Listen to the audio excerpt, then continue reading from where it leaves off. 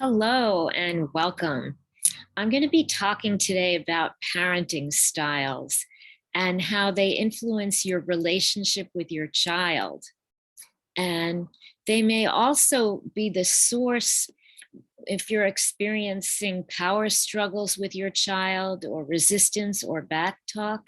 Taking a look at your parenting style and making some tweaks may actually be the secret tool that may make a big difference.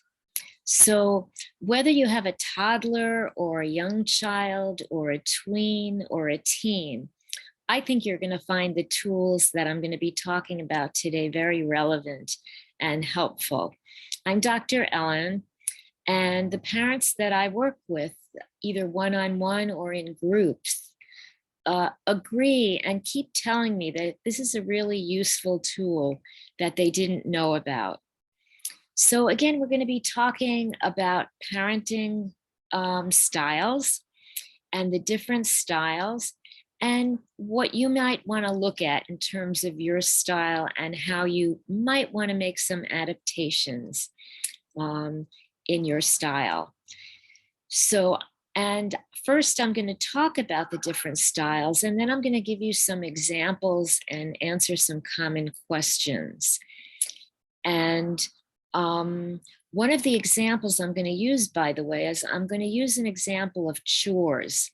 Lots of parents tell me it's a struggle to get kids to do chores, and you have to remind them over and over again. It's a continuing struggle. So I'm going to use that as one of the examples that I'm going to talk about after I discuss the different parenting styles.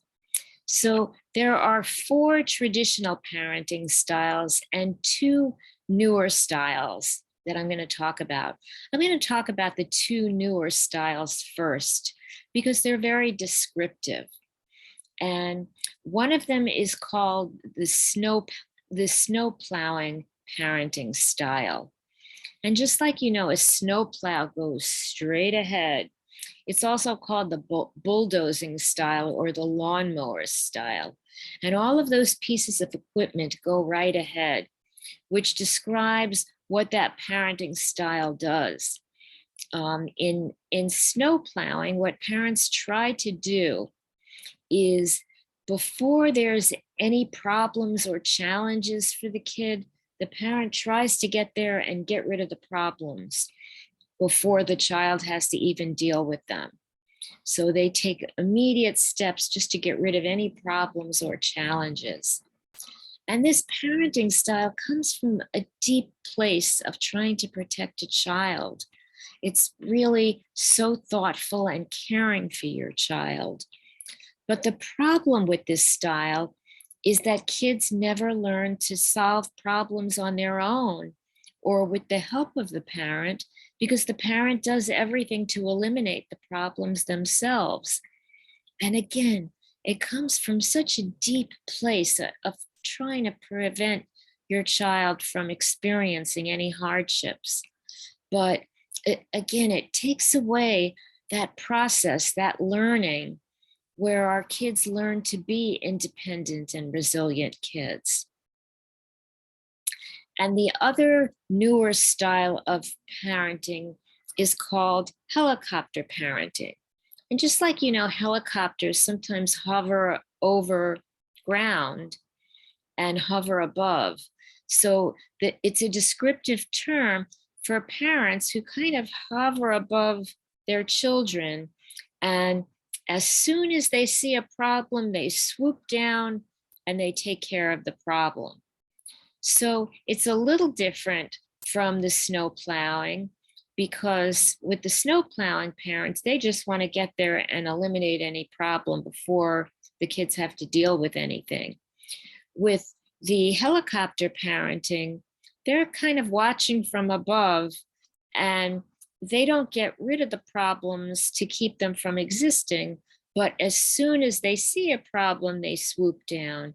So again, the outcome is the same, that parents who adopt these styles really take away the learning experience from kids who never really get to deal with the challenge themselves because everything is taken care for them. And so they don't deal with learning. And also when they're in an environment in school or with other kids, when the parent isn't around, they have to deal with the problems themselves and they don't have the experience. They haven't acquired the skills. So it really is a skill that has some shortcomings. And I like to make parents aware of it because, again, the two models that we talked about come from such a good place. And haven't we all had the instinct of wanted to take the pain away from our children and take care of things? Wouldn't it be easier if I do it myself and faster? Haven't we all had that instinct to try to protect our kids? But it is really important, if we want to have kids who become independent and self-reliant and confident and resilient, to give our kids the opportunity to learn. I tell the parents that I work with, don't fix, guide, don't solve, help, don't fix, support, and again, don't take over. And that's the point in these particular styles, that they take away a child's learning process and learning experience. So I want to get to the 4 traditional styles of parenting. And these come from child psychology. I didn't create the terms for these styles. And in fact, for 2 of them, I'm going to give you a replacement for the terms that are used, because the 2 of the 4 terms are really similar and they often get confused by people. So I'm going to explain that to you. There are 2 of the 4 are authoritarian and authoritative, and people confuse those all the time. So I'm going to explain them, but I'm going to give you the terms that I use as well. And the 4 terms are explained on 2 dimensions. On dimension of who holds the most control in the relationship. Is it a parent-controlled relationship or a child-controlled environment? Who holds the control in the environment? And the other dimension, the other scale that's looked at, is whether the child feels a lot of warmth from the parent or whether it's more of a cold relationship, a cool relationship. So those are the dimensions, and I'm going to briefly explain the 4 models before I get to talking about the applications. So the first one is the authoritarian style of parenting. And that's a style where parents are in high control of decision making, of what happens in the environment. But there's a low feeling of warmness. So it's kind of a cold or cool relationship that a child senses from the parent. And my term that I use for this style is the ruler or the dictator, because what kids feel in this relationship is that a parent is really expressing, I'm in control, I make the rules, this is what you have to do, I'm waiting to see and to make sure you do what you have to do. So the parent is really the authoritarian, taking control and keeping control. And there's really a poor scale of warmth or compassion or responsiveness. So children don't feel that their emotions are being heard, that their needs or priorities are being heard. And they actually learn to bury their emotions because they feel that their emotions aren't used, aren't heard. And that's a disadvantage in that particular style, because kids want to be heard. It's important for them to know that their needs are heard and that they do have some control in their lives, even if they do rely on parents for guidance and support.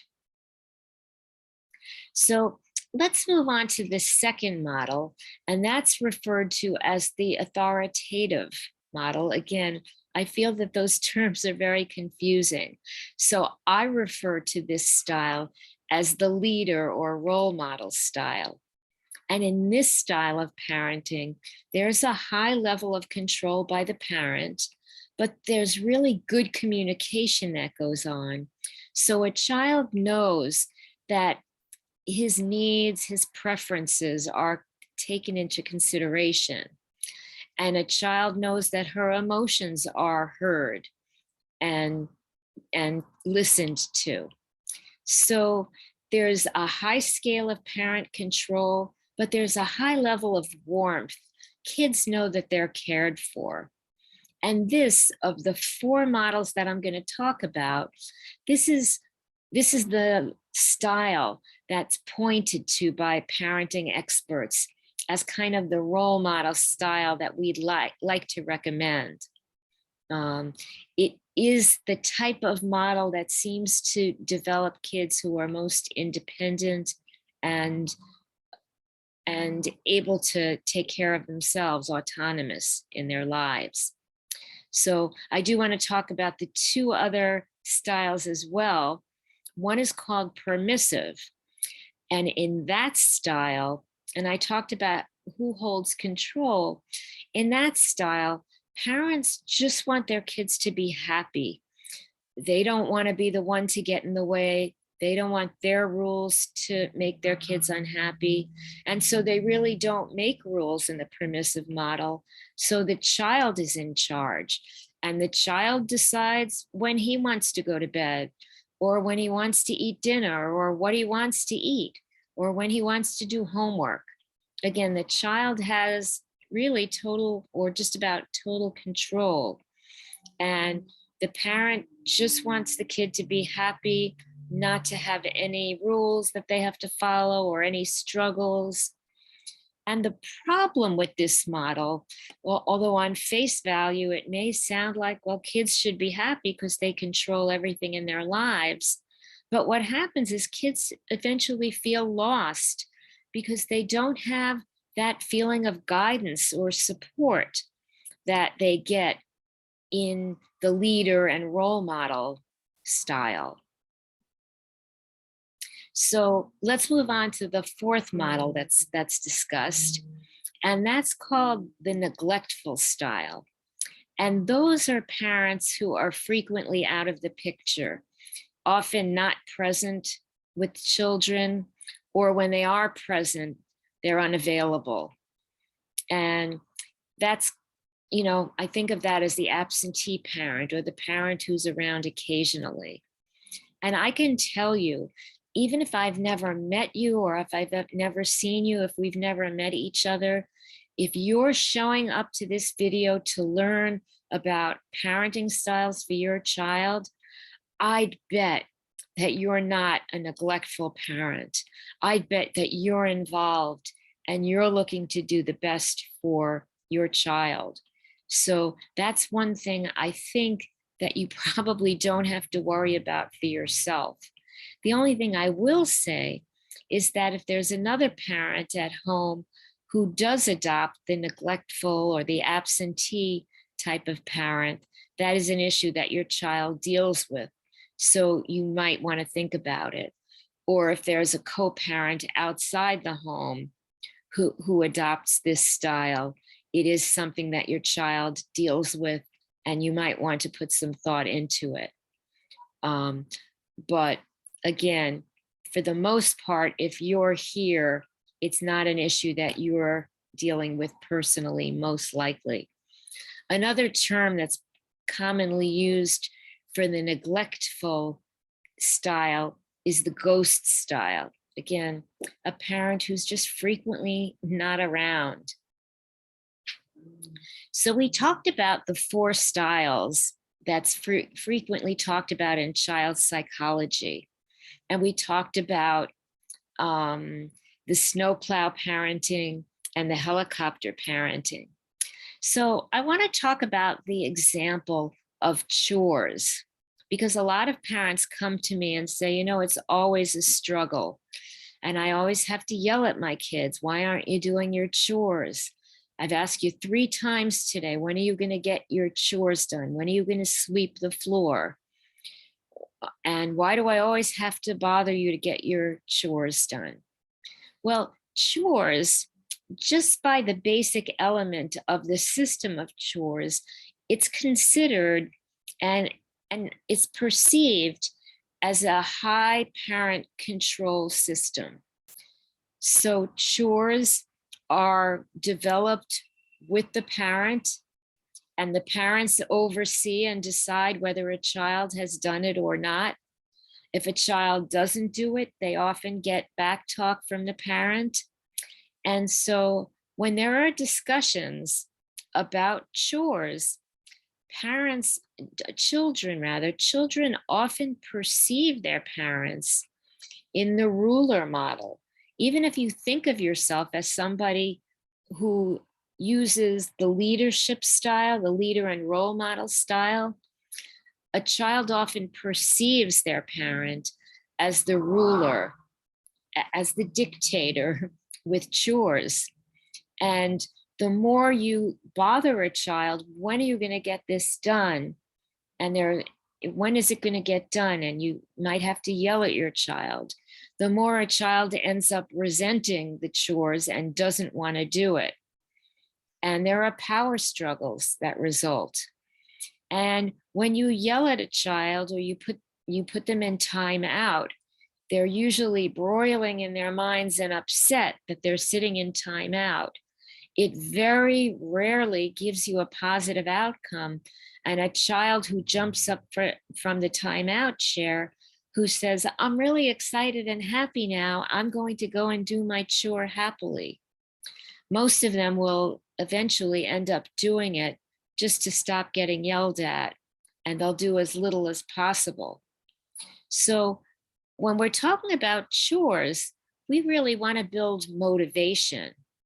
And the way to build motivation is never from the ruler parenting style. And if you want to build motivation, I tell parents the first step is to talk with kids about how they're part of a team, how the family is a team, and we want teamwork. We need teamwork and participation, and we all participate in our family. And that's a helpful start to the conversation. And there are a lot more steps. I actually did a video recently in YouTube on how to motivate kids. And if this is a topic that's of interest to you, you probably will benefit by watching that video. I'm not going to go into that topic any further in this video, but if it's a topic that interests you, you're welcome to check that out. It might be of interest and may be helpful to you.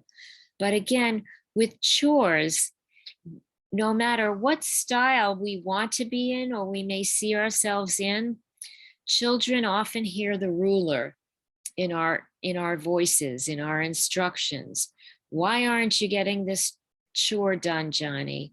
Why haven't you done what we talked about, Susan? And so that's the way children hear us. And it's not a facilitative way of building motivation, of building cooperation. If you really want your kids to jump off of the couch, and that's what I described in my motivation video, that you really want to have a style to help your child learn to become motivated, as opposed to being controlled and told what to do to the extent that they resent it and hate doing it.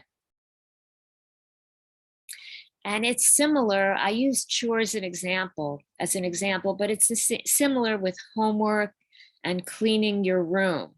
If you have to yell, if you have to use power, if it's a struggle, it's really difficult to build motivation and to not be seen in that ruler type of style. So let me ask you a question. And I want to really have a serious conversation about these styles. What do you think? What style do you think a child would prefer a parent to have of the styles that we talked about? The ruler type, the leader role model, the permissive type, or the neglectful type? So when I was thinking about this question, when I came up with it, I thought, well, kids probably would love to have a permissive parent because they could get away with anything and they make all the rules. They decide to go to sleep when they want, they eat what they want, they just don't have rules. It sounds pretty easygoing. But what happens is kids who live in this model long term end up feeling lost because they're not getting the guidance, they're not getting the support. And kids like structure, they like to feel supported. And so, long term, I think the permissive model dies out after a while. So, my next question is to you: which of the models do you think helps build kids who are independent and self reliant and confident and resilient?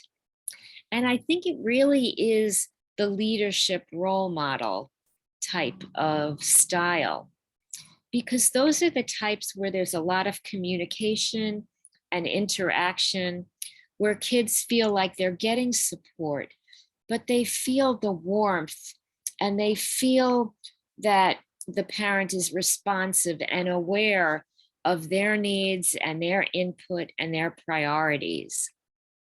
So that's often the parenting style that's recommended to parents as an optimal style. And I do recommend to parents, you might occasionally veer off in your style one way or the other. It's not an all or nothing. Like occasionally, if your child is sick and they can't go out and play ball and they really have limited activities they can do laying in their bed, you might want to give them extra screen time because it can give them something that they can do. And again, these are individual decisions, but again, it's a decision that's up to you and should be a deliberate decision, not something that's default that you go to without deciding why. So again, thinking about your parenting style that you feel you have and thinking about what your child perceives your style and how you interact with them to be is really helpful as a parent. I usually do this topic as a 4-hour workshop with parents that I work with. So if you'd like to discuss this further with me, I'm happy to do that, especially because it's such an important topic. So if you'd like to work on this topic further with me, you're welcome to reach out to me. You can either do that by sending me an email at ellenwillhelp@gmail.com, or you can set up a phone appointment with me. I will leave my calendar link below this video. If you'd like to receive an e-report about the parenting styles that I discussed, you can also email me and let me know, and I'll be happy to get that to you. And again, I'm always happy to come here. I come and give a video once a week. So if you have a topic that you'd like me to speak on, feel free to email me and let me know a topic. If you have any questions or comments, feel free to let me know as well. So I'm looking forward. I will see you again next week. And until then, be strong, be empowered, and let's talk again soon.